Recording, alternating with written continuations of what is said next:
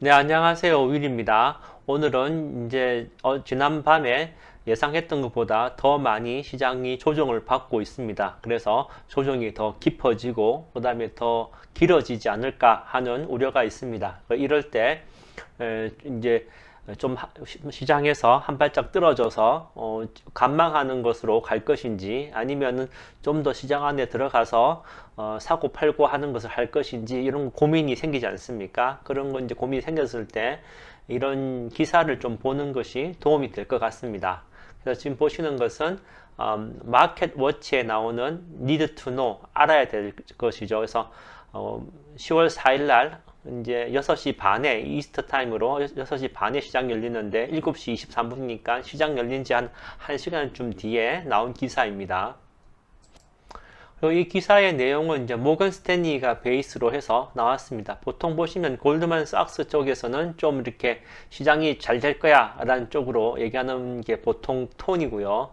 모건 스탠리 쪽은 시장이 조금 위험할 수도 있어 라는 쪽이 이제 그 사람들의 톤이라는 거 알고 이제 하시면 되겠습니다. 그래서 이번에 바이 딥이라 그러죠. 내렸을 때 사는 거 했었는데 이번에는 실패했다라고 얘기하고 있습니다. 그래서 이제 다음 그죠?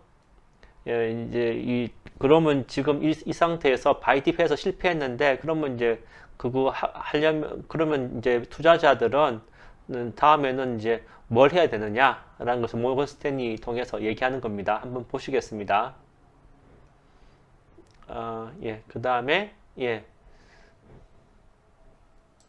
자, 먼저 모건 스탠리가 보는 시장의 전체적인 이 그림입니다. 예, 보시면은 이제 주식의 선물이 이제 내려갔죠. 내려가고 그다음에 10년 만기 국채 수익률은 올라가고 있습니다. 그죠? 그러니까 이제 이런 것은 이제 10년 국채가 이자율이 올라가는 것만큼 시장은 이제 더 밑으로 보고 있다는 얘기니까 이제 반대를 시소 같은 거죠. 그렇게 보고 있고 그다음에 이제 9월 달이 끝나고 10월 달이 되었기 때문에 3분기에 이제 실적 발표가 이제 10월 달부터 이어지겠죠. 그렇게 했을 때 이 3분기 실적 발표가 우리가 기대하는 것만큼 안 될 거다라고 하는 것이 이제 모건 스탠리가 보는 겁니다. 그 왜 이유는 이제 세 가지를 들었는데요. 첫 번째는 인플레이션 압력이 높아지고 있다는 거. 그 다음에 이제 서플라이 체인 문제가 이제 해소가 되지 않고 계속 장기화되고 있다는 거. 마지막으로는 이제 코비드 19에 의해서 이제 해소가 이뮨이 올라가면 그죠? 이거 헐드 이뮤니티라 그러죠. 70% 넘으면 뭐 이제 될 거라고 생각했는데 백신 접종도 더디게 되고 백신 접종이 70% 넘은 영국에서도 또 이제 전염이 더 늘어나고 이런 것 때문에 이런 그다음에 이제 말레이시아 뭐 베트남 이런데 생산 기지들이 이제 제대로 운영이 되지 않지 않습니까? 이런 것들 문제 때문에 이제 좋게 보지 않는다. 그래서 이제 실적이 이 3분기 실적이 좋지 않을 것이다라는 요 세 가지 얘기가 있었고요.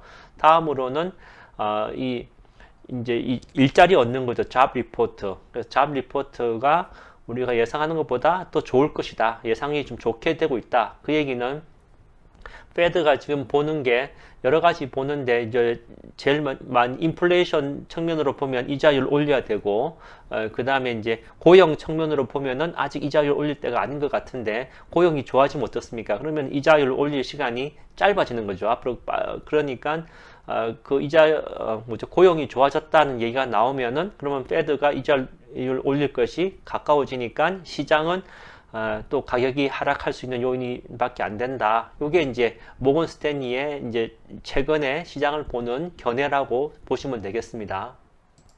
그래서 그 밑으로는 이제 모건 스탠리에서도 이 투자 칩 인베스트먼트 오피스니까 CIO라고 하죠. 그래서 CIO인 마이클 윌슨의 이제 내용인데 이 마이클 윌슨의 내용은 여기 보시면은 방어적으로 투자할 이유가 너무 많다는 겁니다. 그래서 첫 번째 이제 얘기하는 것이 이제 이 라지 캡이죠. 그래서 이제 뭐 대형주들, 대형 우량주들이 보면은 지난 3월 달에부터 이제 성장을 줄여왔다. 성장성이 둔화되어 왔다는 겁니다. 그리고 이제 이 재정 정책이죠. 재정 정책을 이제 이렇게 타이팅하게 뭐 긴축적으로 완화적인 데서 긴축적이니까 덜 완화적인 것으로 좀 가는 거죠.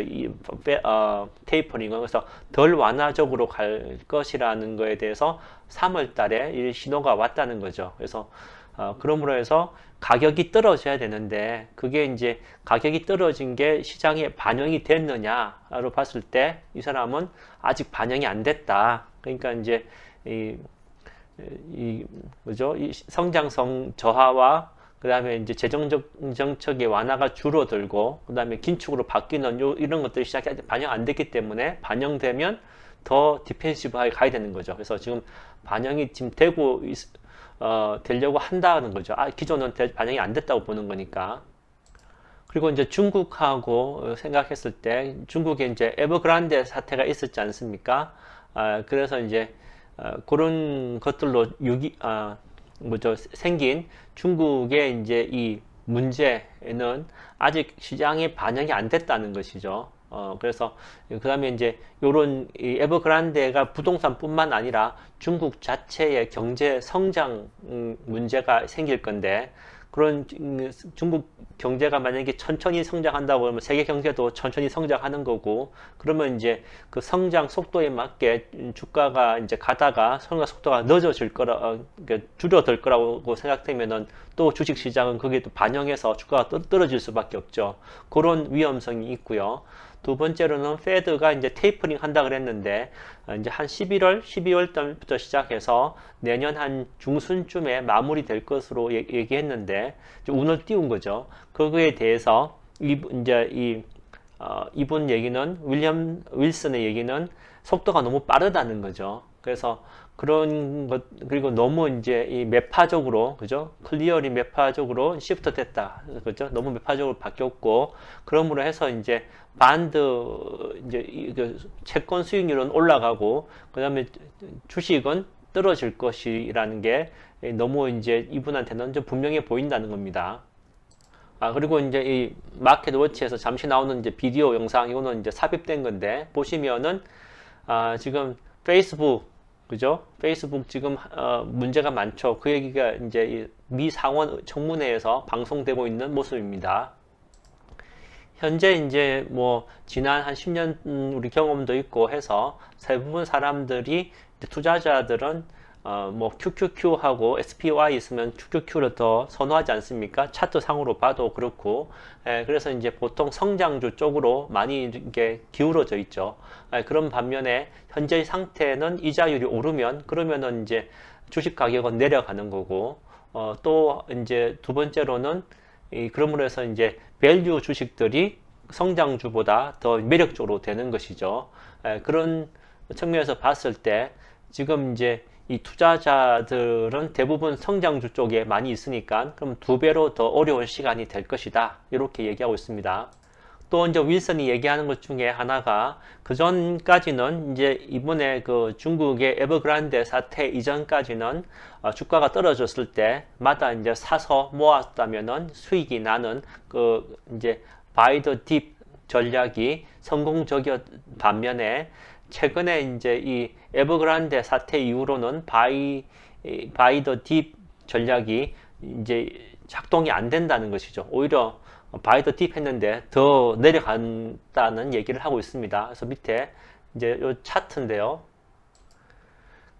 그래서 이제 S&P 500의 선물입니다. 퓨처니까 선물이고요. 그래서 이제 이 빨간 선이 50일 이동 평균선인데, 50일 이동 평균선이 쭉 이렇게 잘 하고 있죠. 그리고 이제 그 밑에 선은 뭐 어디 이동 평균선이라는 말은 없지만 어쨌든 저점을 하나 꺼 놓은 것 같습니다.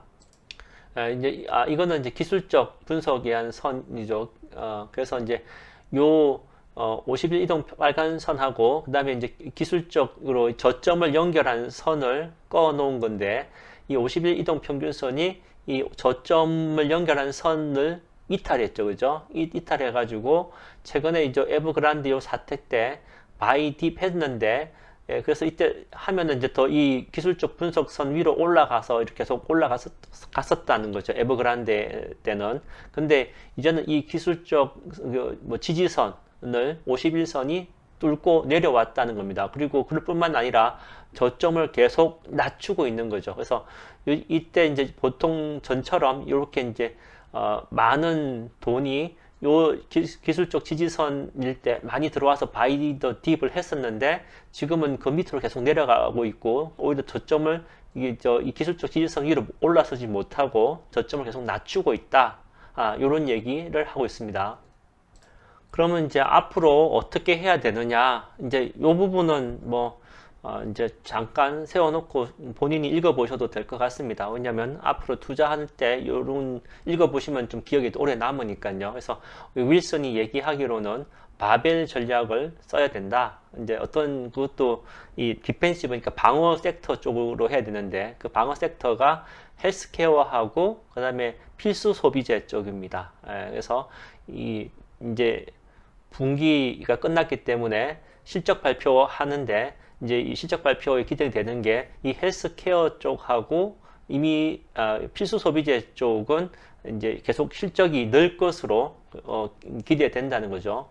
그래서 이제 그리고 이제 이 물가가 오르지 않습니까? 그리고 성장이 이제 성장성이 저하될 때 그러면 물가가 오르는 거에 대해서 약값 같은 거라든지 아니면 이제 필수 소비재 같은 거는 음식료 같은 거는 바로바로 물가가 오르는 대로 이제 가격 전가를 할 수 있기 때문에 이제 그런 인플레이션의 그런 프레셔로부터 좀 비켜나 있죠. 그렇기 때문에 이제 헬스케어하고 필수 소비재, 스테이플스가 필수 소비재죠.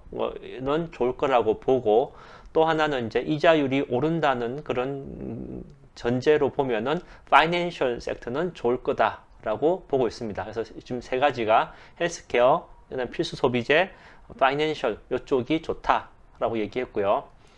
그 다음에 이제 반면에 임의 소비재 쪽이죠. 그래서 임의 소비재 쪽은 지난해에 이제 우리 가소비가 좀 있었기 때문에 올해에는 별 재미가 없을 것이다 라고 하는 것이 이제 임의 소비재 쪽입니다. 그래서 그리고 이제 펜트업 디맨딩이 남아 있죠. 그 뭐 펜트업 디맨딩 어떻게 얘기하시죠?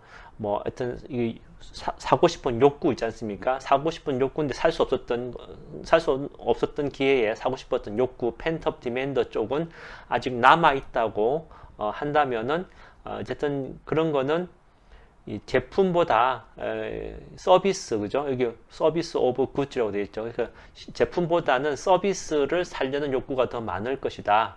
이렇게 얘기하고 있습니다. 그리고 이제 테크 주식 중에서도 이 work from home dynamics라고 그러죠. 그래서 뭐 집에서 일하는 거 있지 않습니까? 집에서 일하는 그런 거는 이제 앞으로 이 팬데믹이 점점 더 이렇게 약화되면은 그러면 사람들이 밖에 나갈 거니까 그런 걸 서포트하는 텍 스탁들은 조금 이제 주가가 올라가기 힘들 것이다 라고 얘기하고 있고 그 다음에 가장 이제 많이 이제 내릴 거 생각하는 게 반도체 쪽입니다. 지금 이제 칩 쇼티지 이렇게 해가지고 생산이 생산 차질이 있지 않습니까? 그래서 반도체 쪽이 가장 이제 좀 손실이 뭐죠? 주가가 제일 오르지 못하는 종목이 될 것이다 라고 이분은 얘기하고 있습니다. 그리고 이제 이번 주로 보시면은 이제 팩토리 오더스니까 이제 PMI 지수라고 보시면 되겠죠. 뭐 생산자 지수 있지 않습니까? 그리고 이제 페이롤 넘버스니까 이제 이거 페이롤이 월급 주는 거잖아요. 그러면 이제 월급 주는 숫자가 늘었다는 얘기는 취업자 수가 느는 거니까. 그래서 취업자 숫자랑 생산자 지수 같은 것이 이제 이번 주에 이제 나올 거는 거고요. 그 다음에 이 경제 이코노미스트들이 보기에는 그런 숫자들이 중에서 이제 특히 이제 이 뭐죠? 페이롤 넘버, 취업자 숫자를 보면은 8월 달에는 이제 취업자 숫자가 좀 줄었죠. 그런 거에 비하면은 이 새로 이제 신규 일자리 얻은 숫자가 september에는 그러니까 9월 달에는 더 늘었을 것이다 라고 보는 겁니다. 그래서 고용이 좋아졌다, 이자율 오르겠다 이렇게 여러분 지금 이제 공식화해서 이제 보시면 될 것 같고요.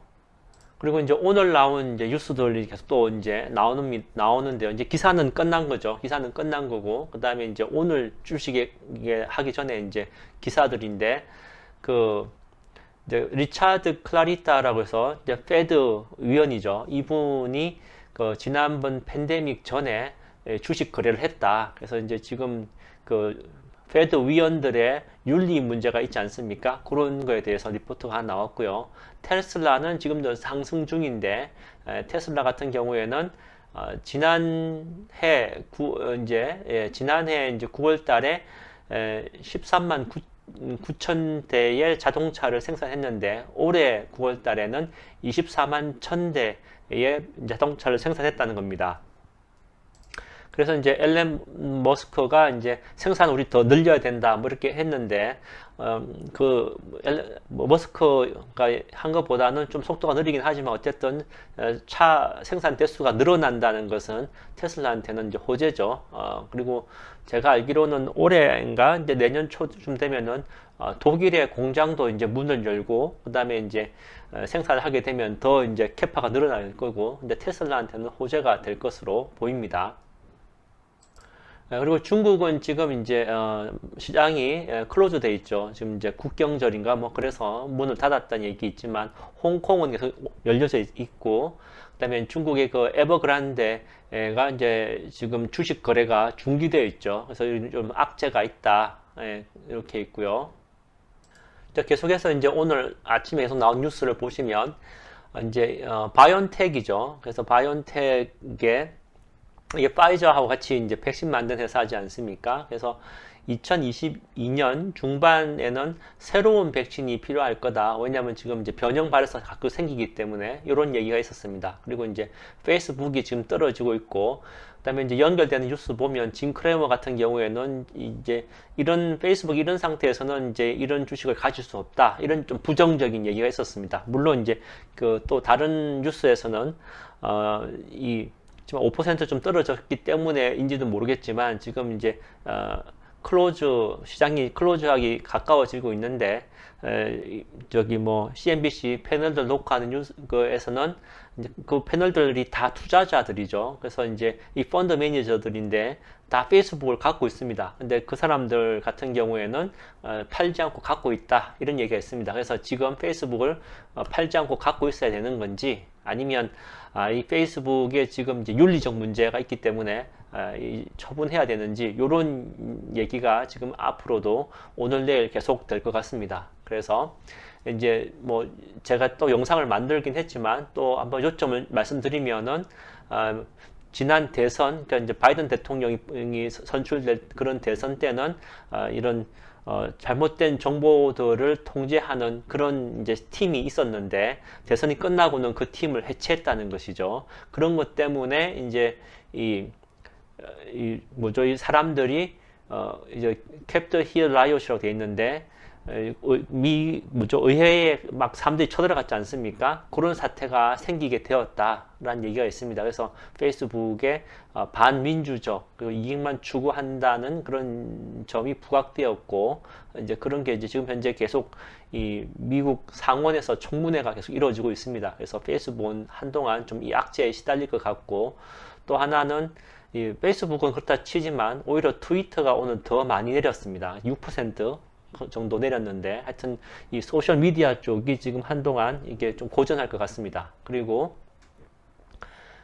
이제 이 중국하고 미국 사이에 트럼프 대통령 때 맺은 이런 그 계약이 있지 않습니까? 뭐 얼마 사주겠다, 옥수수를 얼마 사주겠다 이런 게 있었는데 그게 이제 이 캐트린 타이라는 분이 이분이 이제 US 트레이더의 대표죠. 그래서 하여튼 뭐 무역 대표부 그죠? 미국 무역 대표부 대표인데 이분 얘기가 그 중국하고 지금 그 트럼프 대통령 때 맺었던 그런 계약이 실행되지 않고 있다 이런 얘기가 나왔습니다. 그래서 이제 뭐 지금은 뭐 다른 문제 때문에 지금 이슈화는 별로 안 됐지만 또 미국하고 중국 사이에 이것 때문에 무역 분쟁이 약속했는데 왜 안 지켰어? 뭐 이런 거 있지 않습니까? 이런 걸로 또 문제가 또 될 수가 있기 때문에 현재는 괜찮지만 언제든 불씨가 될 수 있는 내용인 것 같습니다.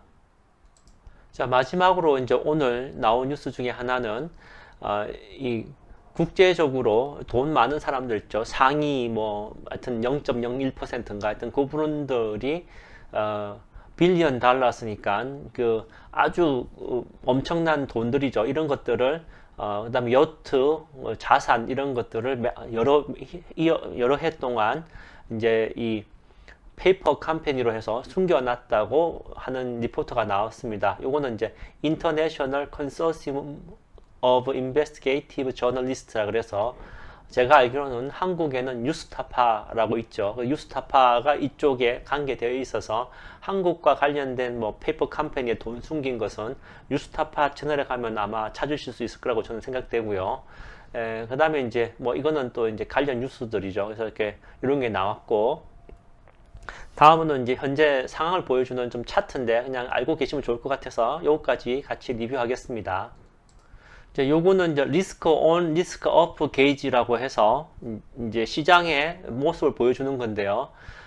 보통 이제 하나, 둘, 셋, 넷, 다섯, 여섯 가지 이제 지수라고 보시면 되겠고, 이게 뭐냐면은 이제 선물 하지 않습니까? 그럼 선물을 사고 파는 이 거래량이 있고, 이 거래량 중에 이제 사는 양이 많냐, 파는 양이 많냐에 따라서 리스크 온, 리스크 오프라고 합니다. 리스크 온 그러면은 사자는 쪽이죠. 위험을 택하겠다는 것이고, 리스크 오프 하면은 위험하니까 팔겠다는 뜻이죠. 그래서 어떤 분야가 이제 리스크 온이냐, 리스크 오프로냐를 선물 그 거래량으로 보면 이제 보시면 되는데, 미국 달러 같은 경우에는 리스크 온이죠. 그래서 이제 좋게 본다는 얘기죠. 앞으로 강세, 미 달러 강세고요.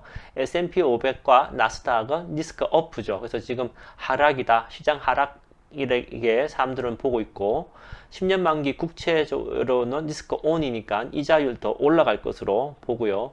오일 프라이스도 온이니까 점점 더 올라간다. 그리고 골드도 지금 저평가되어 있다고 생각하는 모양입니다. 이게 보시면 70% 넘어갔죠. 그래서 골드 지금 저점에 사기 좋다고 생각하는 생각들이 있다는 겁니다. 이게 이제 리스크 온, 리스크 오프 게이지였고요. 그 다음에 다음 차트는 더 울프 스트리트라는 블로그에서 이제 내놓은 건데, 이제 페드가 갖고 있는 데이터 중에 여러 가지가 있죠. 그 중에 이제 최근에 이제 페드가 계속 말씀드렸던 것처럼 그 이자율을 통해서 이 돈의 가치, 그죠? 유동성 조정하는 거. 요즘에 이제 고용에 대해서도 관심을 가지고 있고요. 그다음에 이제 또 하나가 이 부의 분배에 대해서도 관심을 가지죠. 그래서 이제 옛날이란 말은 이제 버냉키 때 같은 경우에는 그 양적 완화하더라도 금융회사 위주로 갔지만 제롬 파월 때는 양적 완화할 때 이제 정부랑 같이 연결해서 직접 사람들에게 이 돈을 주는 쪽으로 갔지 않습니까? 이제 그렇게 이제 이 페드가 하는 형태가 바뀌었는데, 그런 거는 이제 부의 분배 문제에 있어서 좀 또 페드가 또 관심을 가지고 있기 때문에 그런 크게 관계된 데이터를 갖고 있는데, 여기 보시면은 지난 이제 이번에 팬데믹 같은 걸 통해서 페드가 이제 양적 완화를 하고, 이제 그 다음에 이 사람들한테 실질적으로 돈을 갈 수 있도록 이제 정부와 협조해서 하긴 했지만, 결론적으로는 여기 보시면 부의 양극화가 더욱더 심해졌다는 것입니다. 그래서 이거를 차트로 보여주는 건데요. 자, 차트가 wolfstreet.com에 있는데 갖고 온 소스는 페더럴 리저브에서 컨센서스 뷰로, 그러니까 뭐 통계 자료 모으는 데가 있죠. 여기서 이제 갖고 온 겁니다. 그래서 보시면은 1999년부터 올해 2021년까지의 데이터고요. 그다음에 이제 이 보시는 것은 이 미국의 가구들 중에서 탑 1%에 해당하는 가구는 여기 이제 빨간색이고, 노란색은 이제 2에서 9%에 해당되는 가구들이죠.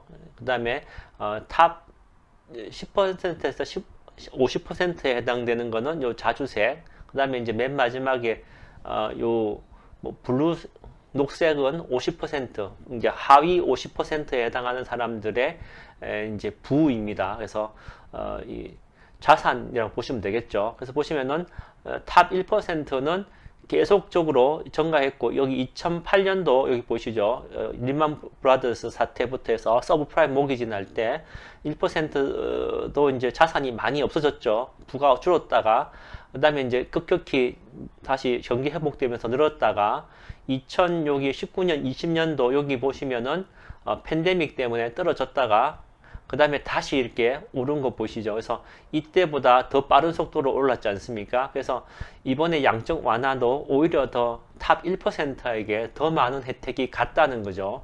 상대적으로 다른 계층 사람들보다. 그에 비하면 이제 2에서 9%는 완만하게 성장한 거고요. 그 다음에 10에서 50%는 거의 바닥이고 50%는 거의 변화가 없죠. 그래서 이제 부의 측면에서 보면은 계속 탑 1%가 이 경제 정책의 수혜를 거의 다 받고 있다. 그죠? 그래서 이렇게 얘기하고 있는 거죠. 그래서 미국에 살면서 이제 저를 비춰서 보면은 최소한 탑 10% 안에 들어가지 않으면은 이 경제 정책이나 뭐 이런 데 있어서 혜택을 못 받는 거죠. 다르게 얘기하면 지금 그래프 보시면은 거의 뭐 QQQ 정도의 변동성보다 더 이렇게 성장성이 좋은 거이지 않습니까? 그래서 뭐 QQQ나 S&P 500 같이 이런 주식 투자를 하지 않으면 지금 경제에서는 가만 앉아 있으면 이 사람들은 돈이 이렇게 자산이 고평가되는데 그런 게 없으면은 이제 바로 그냥 이렇게 본전치기 하고 있는 거죠. 사실 본전치기 하는 게 아니고 현금 갖고 있으면 바보이지 않습니까? 손실 보는 거니까. 그래서 더더욱 주식 투자해야겠다는 생각이 이걸 보면서 저는 들었습니다. 그래서 내려서 보시면은 여기서 이제 1%하고 상위 1%하고 하위 50%의 이제 격차를 보여주는 겁니다. 이쪽은 이제 연도고 밑에 연도고 위는 이제 돈이죠. 그래서 이 격차가 계속 증가되는 거죠. 앞에 보셨던 1%의 자산이 늘어나는 거랑 거의 뭐 비슷합니다. 왜냐면 50%는 0에 가 있으니까요. 그래서 이제 이 차이가 보시면은, 여기가 1000, 만, 1000이죠. 만, 10만, 100만, 1000만. 그래서 3,400만 달러, 그죠? 1%하고 50%의 자산 차이가 3,400만 불 차이가 난다는 것입니다. 자, 여기까지 해서 저기 마켓 워치에서 나오는 need to know 여기를 한번 봤습니다. 그래서 이제 뭐 결론적으로는 주식 투자는 안 하면 안 되고 꼭 해야 된다라는 거 하나. 제가 뭐 1% 갑자기 이 사업을 해갖고 1% 들어갈 수 있는 방법 없기 때문에 그 1%와 동일시 할 수 있는 방법은 그 사람들의 회사, 즉 주식을 사는 거죠. 그리고 모건 스탠리의 그 윌슨이 말씀하셨던 헬스케어, 그 다음에 스테이플스, 그 필수 소비재, 그리고 파이낸셜 쪽이 좋은 쪽이라고 하니까 그쪽으로 좀 더 보시는 게 좋을 것 같습니다. 그래서 오늘 여기까지 하겠습니다. 주식은 떨어졌지만 그래도 장기로 보면은 오를 거라고 긍정적으로 저는 합니다. 그래서 행복한 투자 되시기 바랍니다.